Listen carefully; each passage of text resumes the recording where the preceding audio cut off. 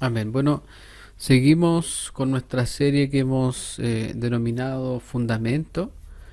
Y hoy día vamos a hablar de el Dios de las Escrituras. Así hemos nombrado nuestro sermón.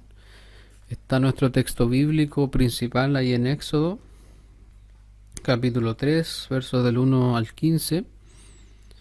Quiero darle lectura hasta el verso 6 y dice así: Apacentando Moisés las ovejas de Jetro su suegro, sacerdote de Madián, llevó las ovejas a través del desierto y llegó hasta Horeb, monte de Dios. Y se le apareció el ángel de Jehová en una llama de fuego en medio de una zarza. Y él miró y vio que la zarza ardía en fuego y la zarza no se consumía. Entonces Moisés dijo: Iré yo ahora y veré esta grande visión. ¿Por qué causa? La zarza no se quema. Viendo Jehová que él iba a ver, lo llamó Dios de en medio de la zarza, y dijo: Moisés, Moisés. Y él respondió: heme aquí. Y dijo: no te acerques, quita tu calzado de tus pies, porque el lugar en que tú estás, tierra santa es. Y dijo: yo soy el Dios de tu padre, Dios de Abraham, Dios de Isaac y Dios de Jacob.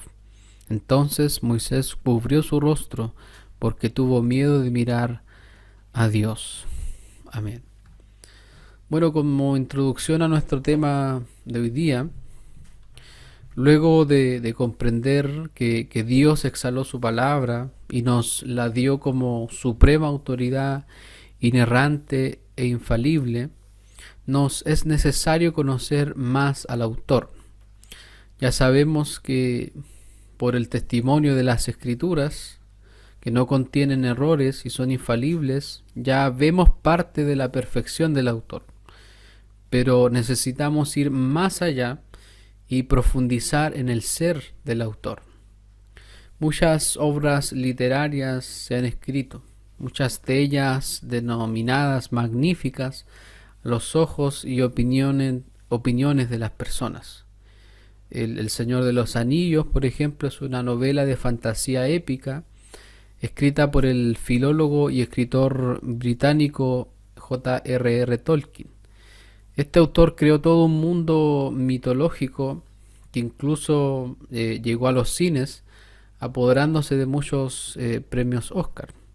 Sin embargo, los lectores y seguidores de estos libros no solo estaban interesados en leer las obras, sino también conocer al autor, a la mente detrás de ese universo literario. Este autor creó esos libros como una exploración personal de sus intereses en filosofía, religión, cuentos de hadas y mitología, especialmente todo lo que está relacionado con la mitología nórdica. Pero también fue decisiva la influencia de los efectos de su servicio militar durante la Primera Guerra Mundial. Tolkien describió El Señor de los Anillos como un trabajo fundamentalmente religioso, porque hay muchos temas teológicos en la narrativa, como la batalla del bien contra el mal, el triunfo de la humildad sobre el orgullo y la intervención de la gracia divina. La novela incluye también temas en los que se incorporan la muerte, la inmortalidad, la misericordia, la piedad, la resurrección, la salvación, el arrepentimiento, el sacrificio, la voluntad, la justicia, el compañerismo, la autoridad, la curación. Además, la oración del Padre Nuestro: no nos dejes caer en la tentación y líbranos del mal, estuvo presente en la mente de Tolkien cuando describió la lucha de Frodo contra el poder del anillo único. También hay otras obras como las Crónicas de Narnia, que igual son obras que finalmente se inspiran en muchos aspectos teológicos. Y si ustedes se dan cuenta, la mente de este autor estaba influenciada por muchas cosas al momento de escribir sus libros. Y tomando eso como una ilustración, cuando nosotros vemos las Escrituras, cuando vamos a la palabra de Dios, no solo debemos mirarlas como un texto perfecto o como un mero documento histórico confiable, sino que debemos ir más allá, porque en este libro El autor supremo nos está revelando su carácter y todo lo que necesitamos saber acerca de él. Como decíamos, si la Biblia es un libro inerrante e infalible y es nuestra autoridad, ¿acaso no deberíamos esforzarnos en conocer al autor de las Escrituras? ¿Quién es ese autor? ¿Cómo es? ¿Cómo piensa? Jeremías 9, 23 al 24 dice: Así dijo Jehová, no se alabe el sabio en su sabiduría, ni en su valentía se alabe el valiente, ni el rico se alabe en sus riquezas, mas alábese en esto el que se hubiere de alabar, en entenderme y conocerme que yo soy Jehová, que hago misericordia, juicio y justicia en la tierra, porque estas cosas quiero, dice Jehová. ¿De qué nos sirve saber tanto si no conocemos a Dios? ¿De qué nos valdría tener todo el poder del mundo sin conocer al verdadero Dios? ¿Y de qué nos valdría tener todas las riquezas sin conocer al Dios de las Escrituras? En la actualidad, y tristemente digo esto, en un rincón de muchas iglesias está sola y descuidada la doctrina acerca de Dios, la doctrina que nos lleva a entender quién es Dios.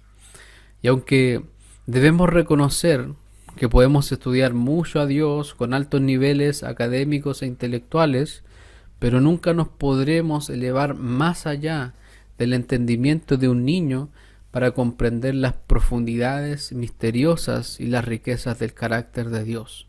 Ahora bien, esto no nos debe detener, porque como vemos la realidad de la iglesia, una de las grandes catástrofes es que hemos creado dioses por montones, cuando en la palabra se nos revela que el Señor nuestro Dios, el Señor uno es. El Dios de la Escritura se revela a nosotros de forma clara, pero al descuidar nosotros su ser, su persona, y al no amarlo tanto, nos extraviamos en cosas secundarias. Por eso mi deseo es que en esta mañana el Señor nos vuelva a hacer mirar quién es Él, y de forma sencilla poder ver su carácter y atributos mediante el relato del llamamiento de Moisés. Y aunque no abordaremos todo lo referente a los atributos de Dios, estoy más seguro que Dios saciará nuestro corazón de Él, dándonos lo necesario para vivir esa vida que a Él le agrada. Enfatizo en esto porque respecto a los atributos de Dios se han escrito muchos libros, hay mucho material disponible. Quiero ser guiado por el Espíritu en esta mañana para de alguna forma dar una pincelada a lo que corresponde a los atributos del Señor y así conocer al Dios de las Escrituras. El primer punto que quiero tocar es el Dios cercano. Así que te invito ahí a poner tus ojos en la palabra, y los versos 1 al 3 nos dicen: Apacentando Moisés las ovejas de Jetro su suegro, sacerdote de Madián, llevó las ovejas a través del desierto. Llegó hasta Oreb, monte de Dios, y se le apareció el ángel de Jehová en una llama de fuego en medio de una zarza. Y él miró y vio que la zarza ardía en fuego y la zarza no se consumía. Entonces Moisés dijo: Iré yo ahora y veré esta grande visión. ¿Por qué causa la zarza no se quema? Cuando Moisés escribe acerca del mismo, nos dice que Dios lo llamó de en medio de una zarza ardiendo. Yo no me quiero concentrar en el significado de la zarza y todo eso, sino que quiero que te enfoques en que Dios se presentó a Moisés considerando lo que Moisés estaba viviendo en ese momento. Moisés, que en el capítulo 2 de Éxodo se narra su escape desde Egipto hasta la tierra donde está ahora, él estaba pastoreando las ovejas de su suegro y en un momento ve una zarza que ardía en fuego y que no se consumía. Claramente un milagro, un acto extraordinario. Y Dios usa esto para llamar la atención de Moisés. Si la zarza se hubiera consumido, Moisés obviamente no habría ido. Por eso le llamó tanto la atención que incluso estuvo dispuesto por un momento a dejar sus ovejas para ir a ver qué pasaba.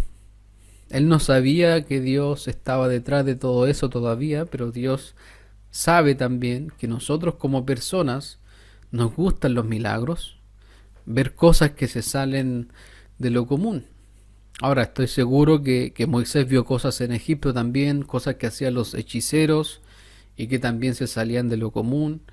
Y algo entonces estaba pasando con esa zarza que Moisés quería saber por qué no se consumía. Él se acerca para saber eso, para ver la razón detrás de por qué no se consumía la zarza.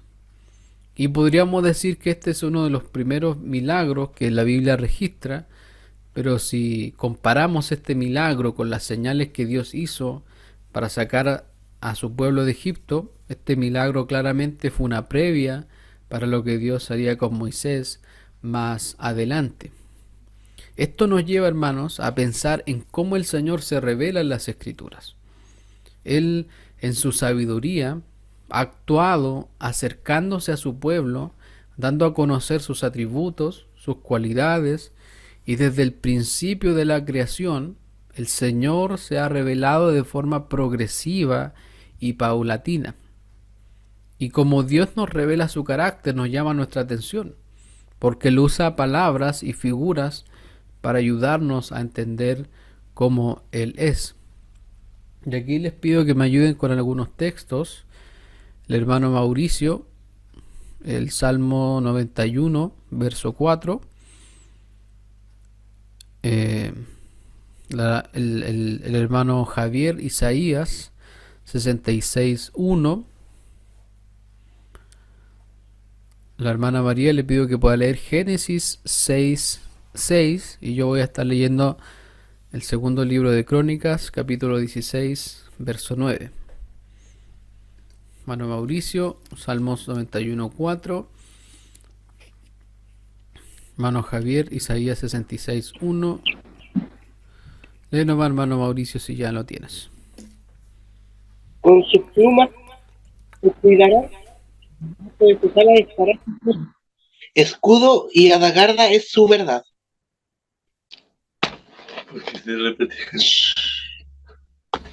Amén.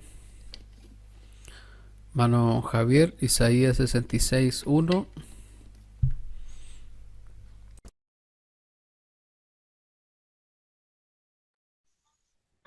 Jehová dijo así: el cielo es mi trono, y la tierra estrado de mis pies. ¿Dónde está la casa que me habréis de edificar? ¿Y dónde el lugar de mi reposo? Y se arrepintió Jehová de haber hecho hombre la tierra, y le dolió en su corazón. Amén. El segundo del libro de Crónicas 16, 9 dice: porque los ojos de Jehová contemplan toda la tierra. Si tomamos estos versos, vemos que Dios es una ave con grandes alas, ¿cierto? Que usa el cielo como su trono y la tierra es el estrado de sus pies. O sea, es un ave que tiene pies y tiene ojos que lo ven todo y también a veces se arrepiente de hacer cosas. Pero todas estas cosas, hermanos, están en un lenguaje en el que nosotros podamos entender cómo es Dios, cómo es su carácter. Y para ayudarnos a entender, Dios nos da expresiones humanas, usa también la naturaleza, los animales y también nuestras propias emociones para darnos a entender cómo es su persona. Por eso que ahí en Génesis 6:6 decía: y se arrepintió Jehová de haber hecho hombre en la tierra y le dolió en su corazón. Dios no es hombre, ¿cierto?, para que se arrepienta. Dios no es hombre para mentir, ni hijo de hombre para arrepentirse.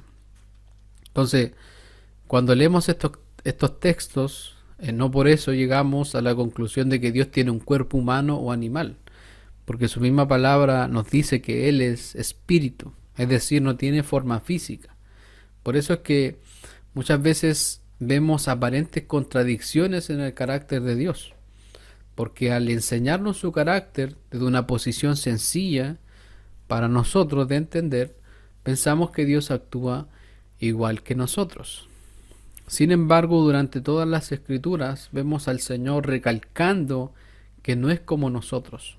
Ahora, esto no está en contradicción con lo que estamos hablando. Dios es cercano a nosotros porque Dios se nos ha revelado de forma sencilla y clara.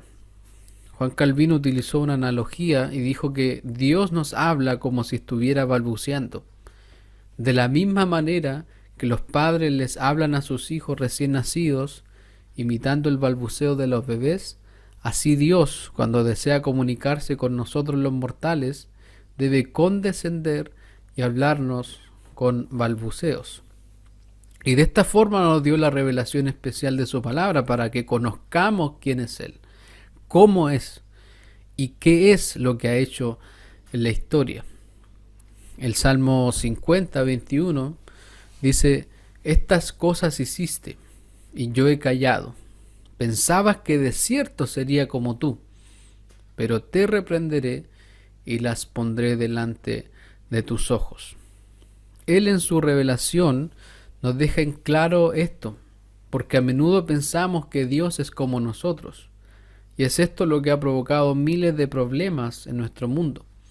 De este error de pensar que Dios es como nosotros, o que Él actúa de acuerdo a lo que nosotros pensamos, o de que Él ve el mundo como nosotros lo entendemos, de este error han surgido doctrinas falsas, religiones engañosas y tantas mentiras que hoy se dicen acerca de Dios. La realidad es que si hay algo fundamental, hermanos, que nosotros debemos comprender y que necesitamos conocer con urgencia es cómo es Dios. ¿Quién es el Dios de las Escrituras? ¿Cómo es su carácter? Si no conocemos a Dios, entonces es difícil creer lo que Él revela en su palabra. Si no entendemos su carácter, entonces es difícil conciliar su verdad y por lo tanto nos perderemos en las contradicciones que supuestamente aparecen y nuestra fe será débil y frágil.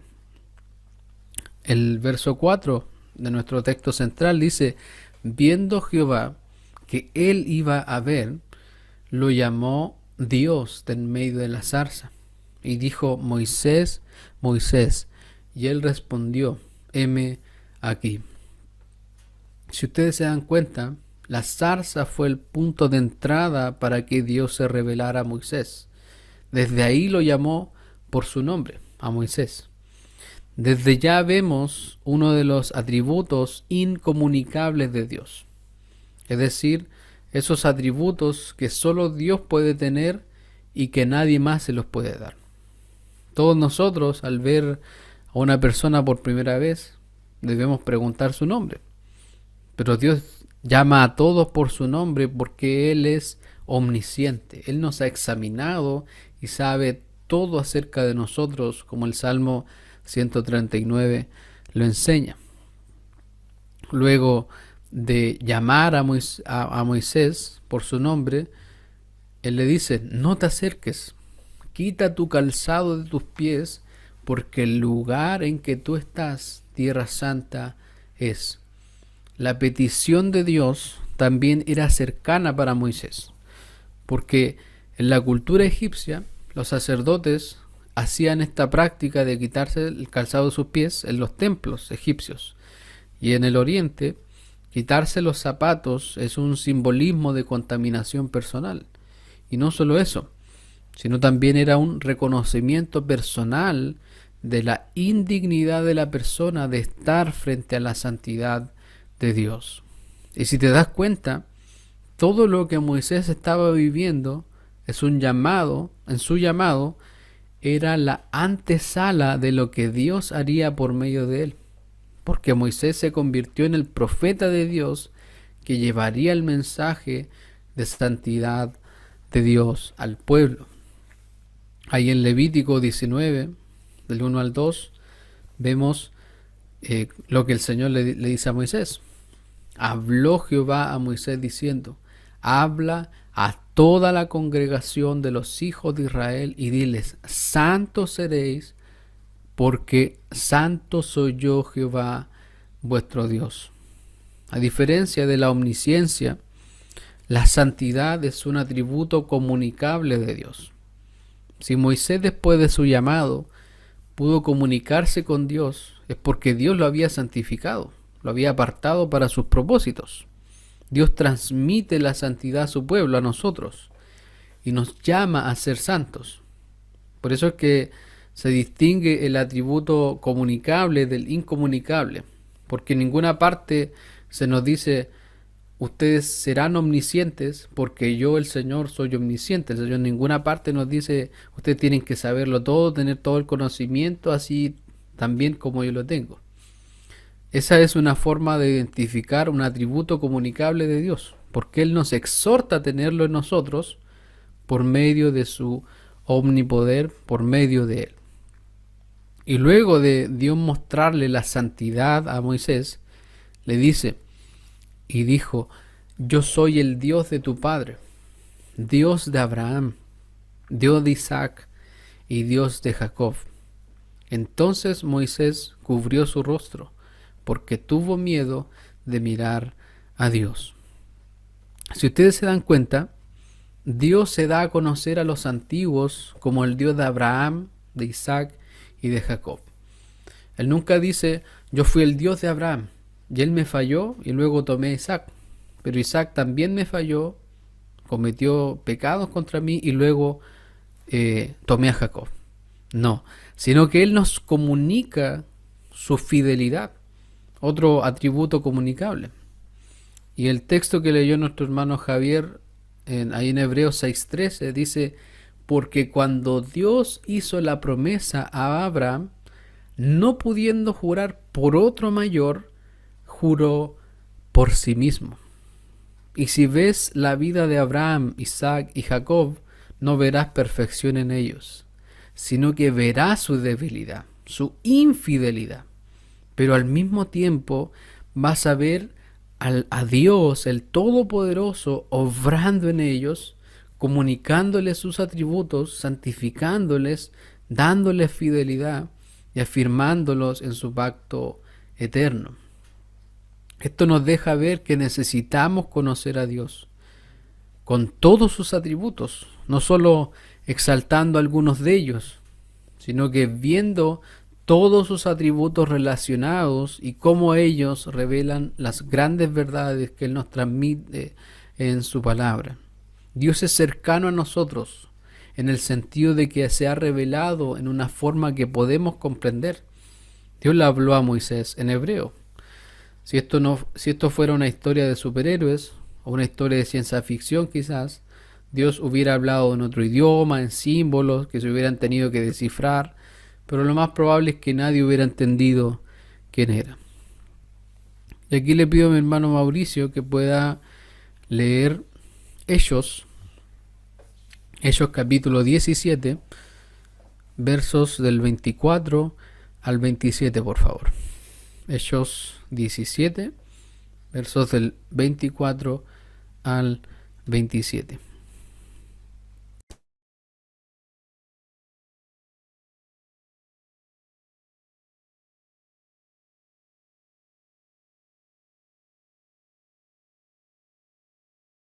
Era Hechos capítulo 4, ¿cierto? No, Hechos 17, del 24 al 27.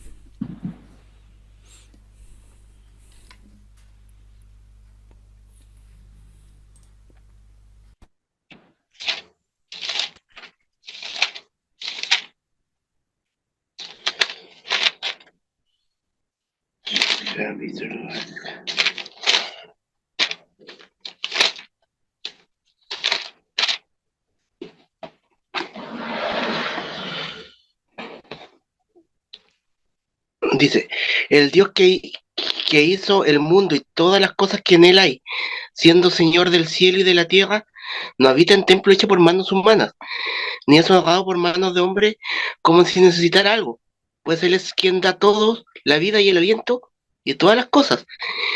Y de una sangre ha hecho todo el linaje de los hombres para que habiten sobre toda la faz de la tierra, y les ha prefijado el orden de los tiempos y los límites de su habitación, para que busquen a Dios, si en alguna manera, palpando, puedan hallarle, aunque ciertamente no está lejos de cada uno de nosotros. Amén.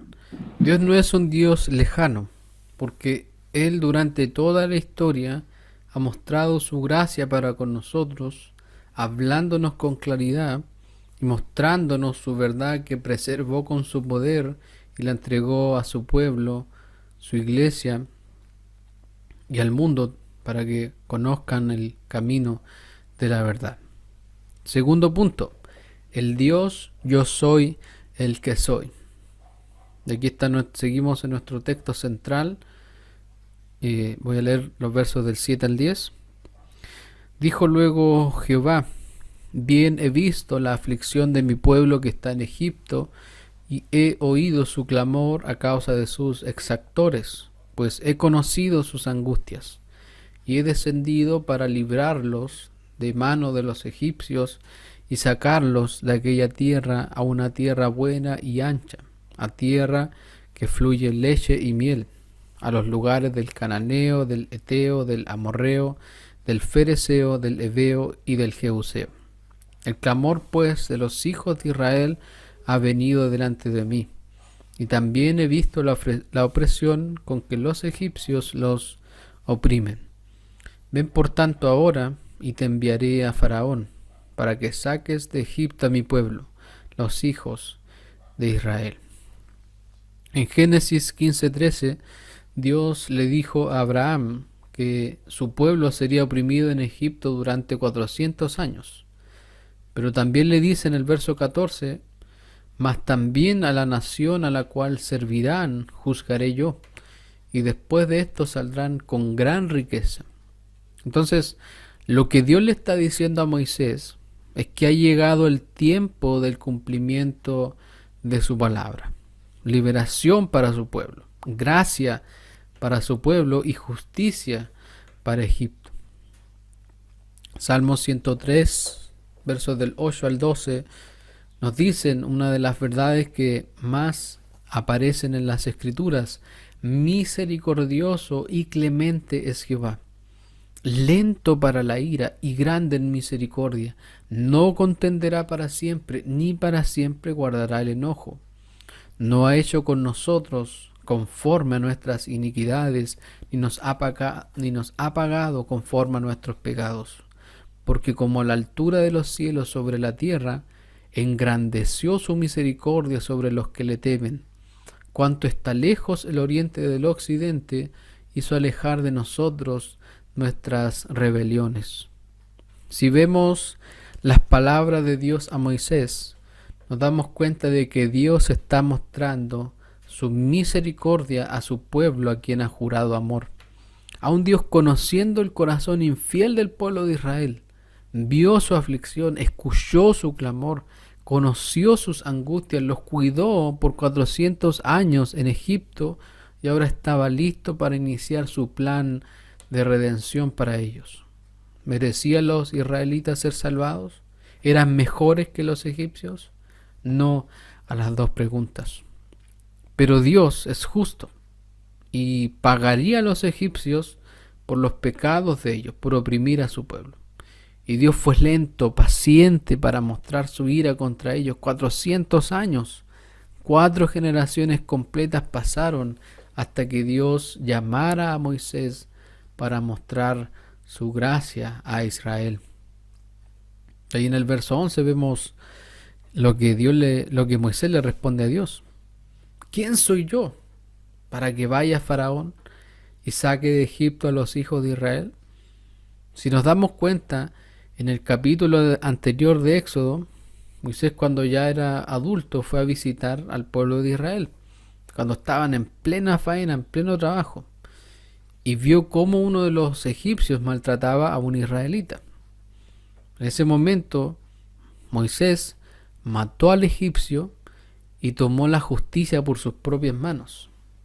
El día siguiente, cuando ocurrió eso, cuando vio a 2 israelitas que estaban peleando, le dijo al que había iniciado la riña que por qué peleaba con su hermano.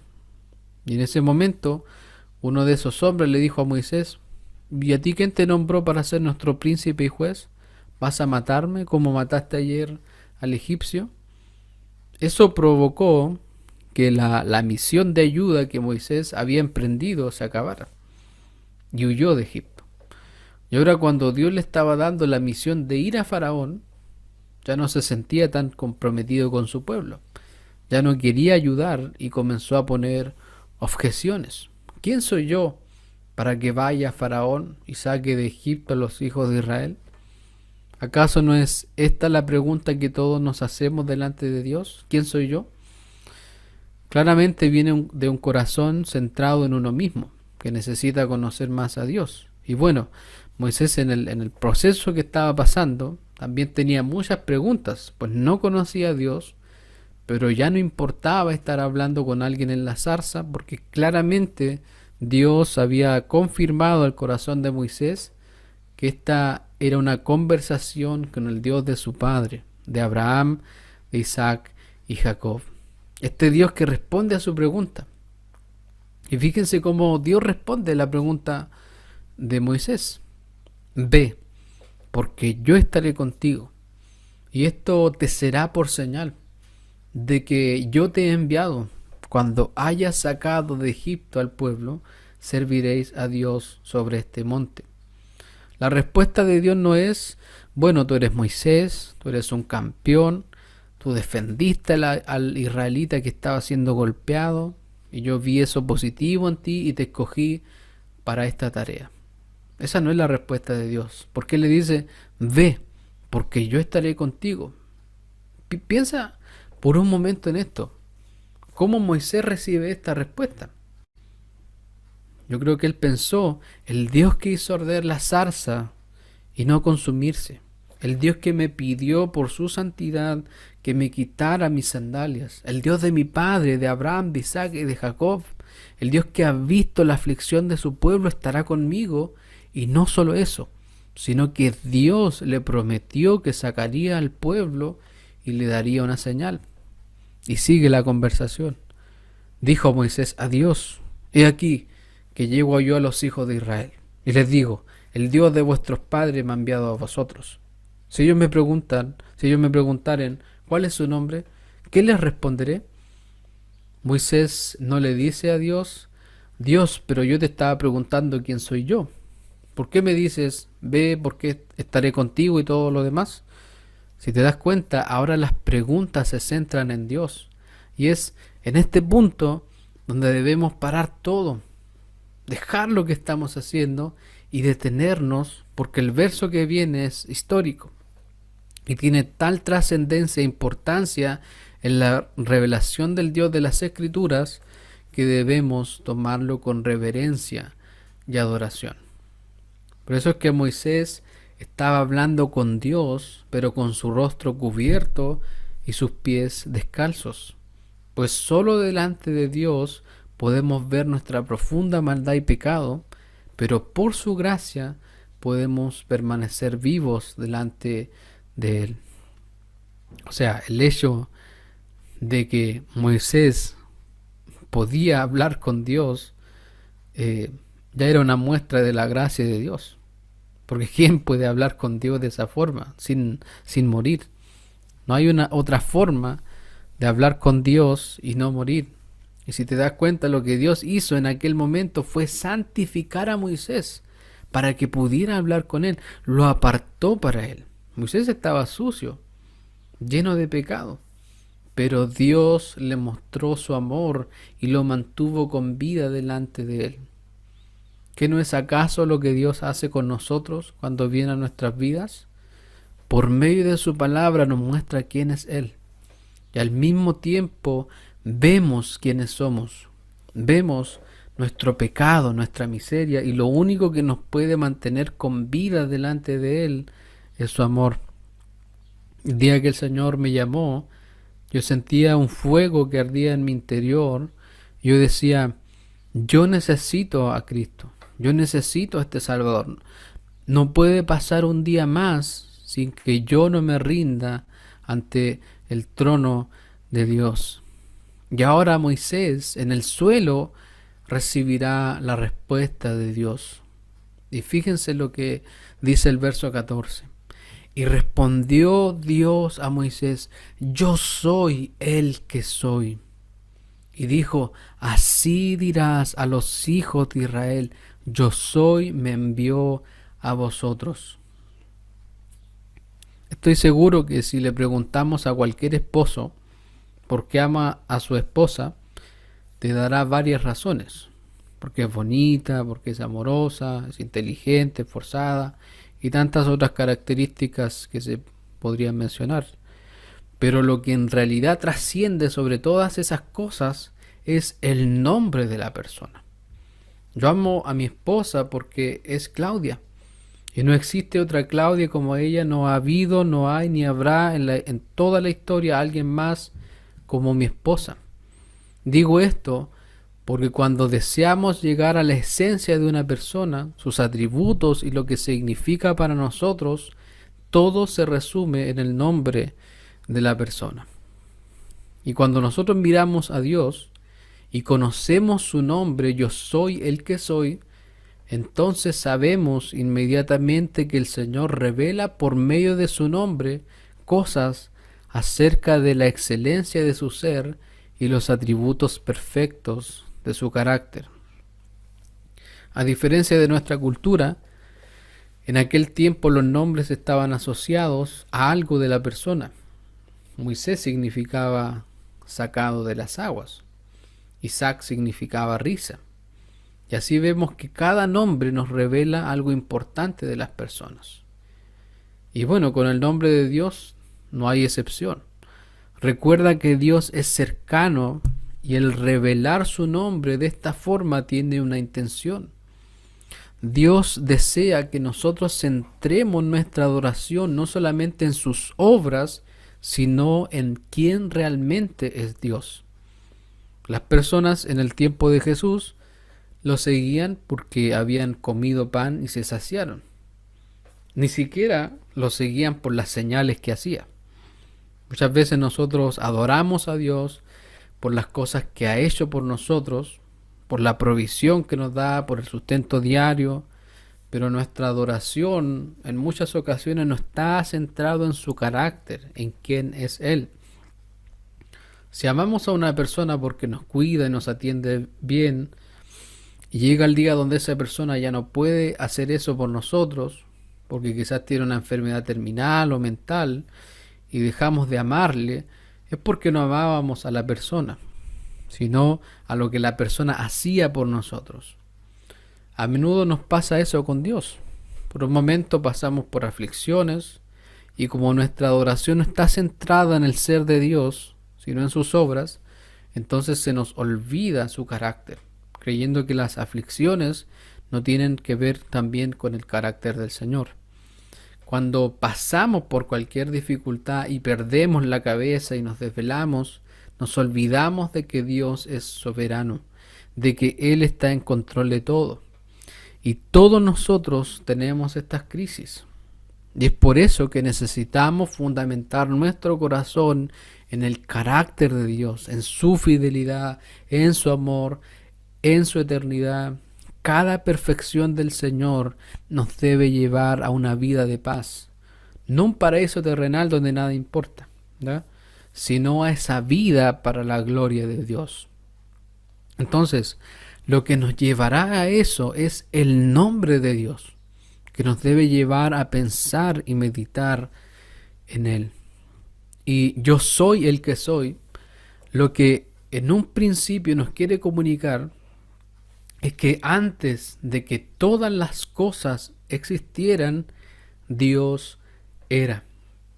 El nombre de Dios revela, que el nombre que Dios revela a Moisés indica la personificación del verbo ser, porque el nombre de Dios se relaciona con el verbo hayah en hebreo, que es el verbo ser. Los filósofos hablan harto del ser.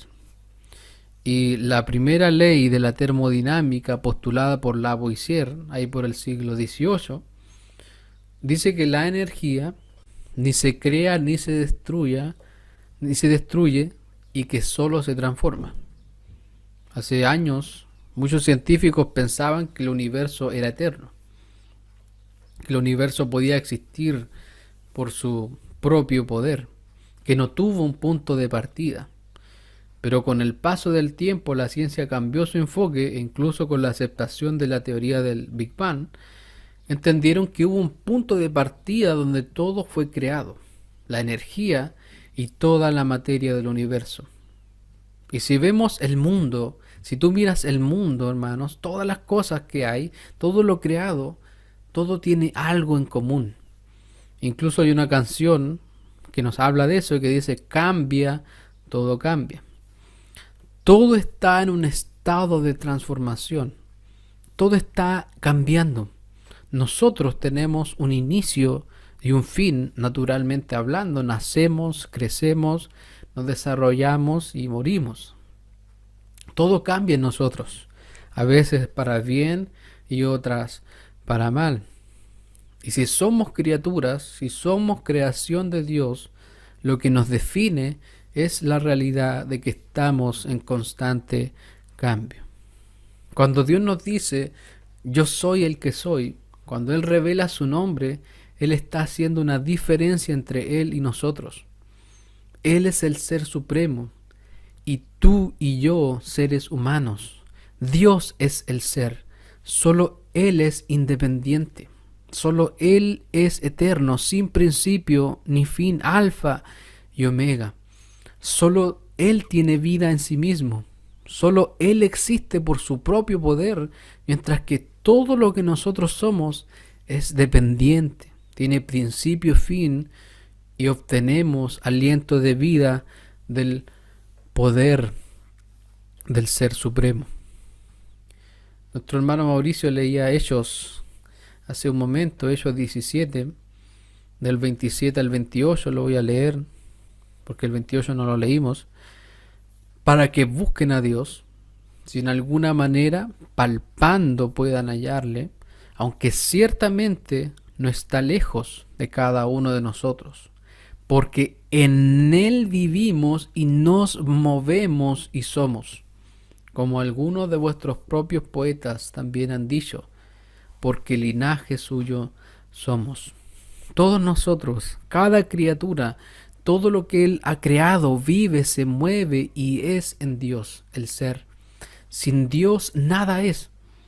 Sin Él nada existiría, todo colapsaría. Él es el supremo Yahweh, Yahvé, que traducido quiere decir yo soy el que soy. Y fíjate lo que dice nuestro último texto de nuestros versos centrales, el verso 15. Además, dijo Dios a Moisés, así dirás a los hijos de Israel, Jehová, el Dios de vuestros padres, el Dios de Abraham, Dios de Isaac y Dios de Jacob me ha enviado a vosotros. Este es mi nombre para siempre, Yahweh. Yo soy el que soy, es mi nombre para siempre. Con él se me recordará por todos los siglos. Hermanos, el mayor problema de los creyentes hoy es que no recordamos el nombre de Dios. Y no debemos pensar que cuando Dios nos dice que lo recordemos o que hagamos memoria de Él, nos está diciendo simplemente que nos acordemos para que no se nos olvide o que recordemos como un simple lindo recuerdo. No es así. Isaías 26, del 7 al 9, escuchen lo que dice. El camino del justo es rectitud. Tú, que eres recto, pesas el camino del justo. También en el camino de tus juicios, oh Jehová, te hemos esperado. Tu nombre y tu memoria son el deseo de nuestra alma. Con mi alma te he deseado en la noche, y en tanto que me dure el espíritu dentro de mí, madrugaré a buscarte, porque luego que hay juicios tuyos en la tierra, los moradores del mundo aprenden justicia. Wow, hermanos, tu nombre y tu memoria son el deseo de nuestra alma. La iglesia de hoy ha perdido de vista al Dios de las Escrituras. Esto es como cuando un esposo o una esposa pierden de vista la importancia de conocer a su cónyuge. de intentar ver el corazón del cónyuge, quién es el cónyuge, cuál es la personalidad del cónyuge y de saber cuáles son sus necesidades. Hoy tenemos miles de iglesias y la triste realidad es que se adora a un Dios no conocido, igual que los griegos a los que Pablo les habló.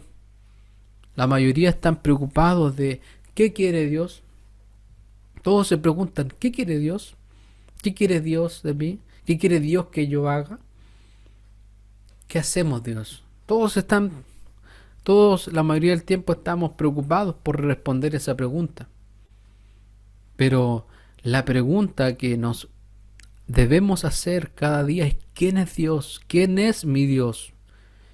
Porque al responder quién es Dios, vamos a saber por su carácter qué es lo que Dios quiere que hagamos. Muchos hablan en el nombre de Dios, pero no es el Dios de las Escrituras. Y ten por seguro que donde Dios no es conocido, el Evangelio puro no está ahí. Y Dios no está ahí. El Dios de la prosperidad, el Dios del éxito, el Dios de la teología liberal, el Dios de la comodidad, el Dios del terror, el Dios del show, el Dios genio de la lámpara, el Dios del libertinaje, el Dios del legalismo, el Dios mi corazón, dioses que solo llegan al nivel más bajo de un ídolo barato. Todas esas cosas provienen de un desconocimiento del Dios de la Escritura, de Yahweh, el yo soy, el que soy. Solo por mencionar una consecuencia práctica de esto, es lo que algunos piensan de lo que nosotros creemos respecto a algunas enseñanzas. Por ejemplo, la seguridad de salvación, la perseverancia de los santos. El no creer en estas cosas está relacionado a que su entendimiento de las Escrituras, su teología, su doctrina de Dios, no descansa en el carácter de Dios, sino en sus experiencias e ignorancia acerca de quién es Dios. Por eso necesitamos recordar a Dios, conocer a Dios, meditar a Dios. Que el nombre y memoria de Dios sean el deseo profundo de nuestra alma. Eso es lo que Dios manda, no por un periodo corto de tiempo, sino que, ¿qué nos decía el texto? Este es mi nombre para siempre, con él se me recordará por todos los siglos. Esto es lo que Dios manda por todos los siglos. Por todos los siglos, todos los creyentes de todos los tiempos deben recordar, deben meditar, deben conocer quién es el yo soy, el que soy, quién es Yahweh. Dios nos manda que conozcamos sus atributos porque de esa forma caminaremos sabiendo que nuestro Dios es personal. Dios de una familia del pacto que juró por Él mismo. Claro, Él no pudo haber jurado por alguna criatura cambiante. Quiero leerte Hebreos 6, del 16 al 20, en la Nueva Traducción Viviente. Escucha, esto es algo que a mí me vuela a la mente. Dice, ahora bien, cuando las personas hacen un juramento, invocan a alguien superior a ellas para obligarse a cumplirlo. Y no cabe ninguna duda de que ese juramento conlleva una obligación. Dios también se comprometió mediante un juramento, para que los que recibieran la promesa pudieran estar totalmente seguros de que Él jamás cambiaría de parecer. El verso 13 nos decía que Dios juró por Él mismo, porque no hay nadie mayor que Él. Así que Dios ha hecho ambas cosas, la promesa y el juramento. Estas dos cosas no pueden cambiar, porque es imposible que Dios mienta. Por lo tanto, los que hemos acudido a Él en busca de refugio, podemos estar bien confiados, aferrándonos a la esperanza que está delante de nosotros. Esta esperanza es un ancla firme y confiable para el alma. Nos conduce a través de la cortina al santuario interior de Dios. Jesús ya entró allí por nosotros. Él ha llegado a ser nuestro eterno sumo sacerdote, según el orden de Melquisedec. Tenemos una esperanza, hermanos, una ancla firme y confiable para nuestra alma, porque nuestra fe no descansa en lo que podemos hacer o lo exitosos que podamos parecer en nuestra vida cristiana. Si la esperanza del Evangelio es firme, es porque ésta descansa en el carácter de Yahweh, el único que existe por su propio poder, el único que tiene vida en sí mismo. Él es el que es, Él es el único necesario que debe ser. Y solo al conocerlo sabemos quiénes somos, porque al encontrarse Moisés con Dios, entonces Moisés supo quién era. Por eso ya no siguió insistiendo, ¿quién soy yo? Ya no era el valiente que quería hacer justicia por sus manos, sino que era un miserable pecador y cobarde, pero al contemplar la santidad de Dios y al encontrarse con el yo soy el que soy, cayó a tierra descalzo y cubriendo sus ojos frente a la majestad del Ser eterno. Sin embargo, eso debe pasar con todos. Debemos vivir recordando quién es Él, porque eso nos llevará a vivir la vida que glorifica a Dios. Porque pregunto, ¿de qué manera una criatura que está en proceso de cambio, de transformación, una criatura débil, sin poder alguno, que peca por naturaleza, que se desgasta, que está en continua ansiedad y luchando con afanes, podría por siquiera un momento agradar a Dios? Solo con el poder que viene del Dios autoexistente, el Dios que es Señor del cielo y de la tierra, que no necesita de nada ni nadie, pues Él es quien da a todos vida y aliento y todas las cosas. Mira lo que decía Pablo a Timoteo en la segunda carta, en el capítulo 1, verso 12: por lo cual asimismo padezco esto, pero no me avergüenzo, porque yo sé a quién he creído, y estoy seguro que es poderoso para guardar mi depósito para aquel día. Mira a Dios en esta mañana. Mira al Ser Supremo una vez más y descansa de tu afán, de tu ansiedad. Vuelve a creer en el omnipotente y fiel Dios. Si Dios te llamó, Él es fiel para guardarte, para salvarte y amarte eternamente. Descansa en la simpleza de Dios. Recuerda que Dios no es como nosotros. Cuando nosotros estamos tristes, no estamos felices. Cuando estamos enfermos, no estamos sanos. Sin embargo, Dios en su simpleza es siempre todo lo que es. Dios ama a su pueblo y al mismo tiempo está airado contra los pecadores. Dios, mientras estaba amando a Israel en Egipto, estaba airado contra los egipcios.